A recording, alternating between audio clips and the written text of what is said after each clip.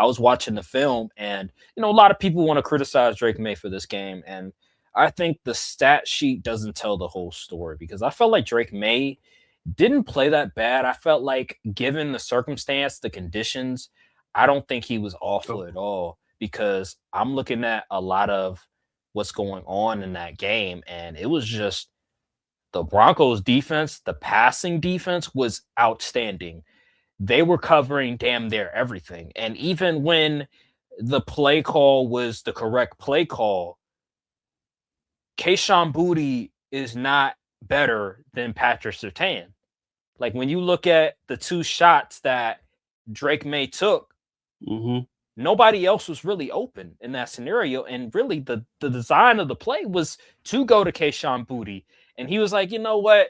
Nobody else is really open. Let me take a shot with my guy who, 50-50 chance he may come up with it. It just so happens he was going up against the best corner in football, and that was Patrick Surtain. So like what could he really do? There's not much he could really do in that scenario other than pray that Kayshawn Booty can get another one-handed catch like he did against Derek Stingley. So like for all it's worth, I think Drake May, did he play well? No, but I don't think he played bad. I don't think he played awful. The Texans game, he was bad. That was a bad game. But this game, I felt like it was, if you can give a comparison to Drake May's game, it was pretty much how Mahomes played against the Baltimore Ravens. Mahomes didn't play all that great, but he managed the game. He didn't turn the ball over. He threw the ball when he needed to. Now, Drake May, he should have thrown the ball away on various occasions when there was nothing downfield because a lot of his sacks were coverage sacks or the offensive line broke down. So Drake May, yeah, he could have thrown the ball away. But let's be honest, if he would have thrown the ball away, what is he going to do on the next down? Because the Broncos defense was going to shut that shit down too. So like he had nothing really he could do in that scenario. I don't even think the running game was all that good. I'm looking at the stats Ramondre, right now. he had some good rushes every Yeah, here and there, but 25 carries. overall, yeah, the Broncos defense. You said they were second in run defense. Yeah. Yeah, so And they were top. especially in that weather, everyone knew they was running. You couldn't really do anything about it. I think they're the best passing they're one of the best passing defenses. I know that for sure. Like they're top 3 in rushing, top 3 in passing. It showed itself. Yeah, so Yeah. I can't. Yeah, I'm not gonna harp on Drake May. It wasn't a great game, but like considering the conditions, like you said, not many QBs will perform in that. It was dang near a blizzard out there. And I know people always bring up Matt Stafford against the Eagles last year, but like, bro, we're comparing Matt Stafford to Drake May. Drake May is in his second year. Matt Stafford's been in the league for 10 plus years. And Like, can we stop? And let's he had Puka Nacua. yeah, Puka Nacua. Yeah, Puka Nacua. Like there was no Puka Nacua on the Patriots. And Sean McVay is a damn good play caller. So let's get that out the way. And they wasn't wearing white jerseys in the snow. Well, Yep. all white uniforms. They did have white. They was wearing the white and blue on the road against Philly. But yeah, like let's slow it down. Okay. Y'all bringing up one QB performance as credit to like, oh, he should have performed in the what, like, bro, relax. That was crazy. And it was mile high. That's yeah. The fact Yeah, he was able to I get gotta down there with a give win. Drake. Granted, Drake May hasn't had a great playoff run, but he ain't trash. No, he ain't trash. No. Like he made plays when he needed to, especially Yeah, with his them legs. scrambles. Yeah, them Yeah, that them scramble at runs. the end of the game, he got the first down. That was like off script. They didn't even know he was going to do that. So yeah, let's give him some slack, okay. I do want to give some credit to this Patriots defense though.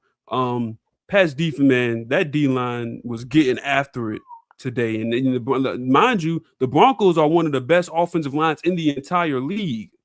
And it was just Milton Williams. He went crazy. He had 8 pressures, and he had a 28% pass rush win rate as a D tackle. That is edge production type numbers. Like Milton, that was a great sign for them in the offseason.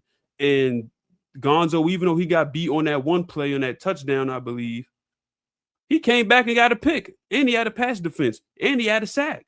So yeah, like you got to give credit to them boys. They was out there playing their behind off. And I want to give another credit to like coaching.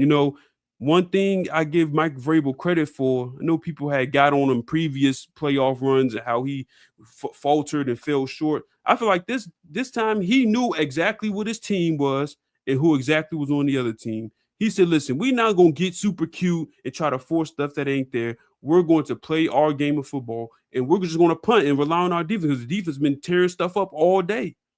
And he relied on his defense, and he said, we're gonna drain some clock, we're gonna run the ball, even if we ain't gonna get a whole bunch of yards, we ain't going the length of the field in this weather, so we might as well play clock game and play defense. And that's what you needed to do to win this game in these type of conditions. You're playing with a lead. There's no need to get cute in this weather. And you're going against a backup QB also. There's no need to get too cute. So I'll give Mike Vrabel credit on that because I feel like a lot of coaches probably would have tried to do too much and put your QB in a position to turn the ball over and do some stupid stuff. So, I'll give Mike Vrabel and the coaching staff props on that. Yeah, yeah. It's good game management, good identification of what exactly your team needs in order to win. Because in that scenario, like you mentioned, you could have done too much and it would have put your team in predicament to cough up a turnover. So it was smart what he was doing because I was watching the game. I'm just like, people like, oh, why did they call that play like that? And I'm like, well, it's in the snow and Jarrett Stidham is the quarterback for the Broncos. You don't really need to do much. Just trust your defense, put them in terrible field position. That's all you really do. That's all you got to do. Like in this scenario, I was watching the game. I'm like, man, a field goal. I think it may have been 7-7 at the time or 10-7. Yeah, when it was 10-7, I was like, the Patriots, all they need is a field goal. And they got this game on lock. They didn't even need a field goal. They won. They couldn't even score another point, and they still won the game because that's how bad the Broncos' offense was, and that's how bad the conditions were at that moment. All they had to do, protect the football and just play defense. That's literally it, and And that's it what they worked. did, and it worked. Yep, it worked. So, congratulations to the Patriots.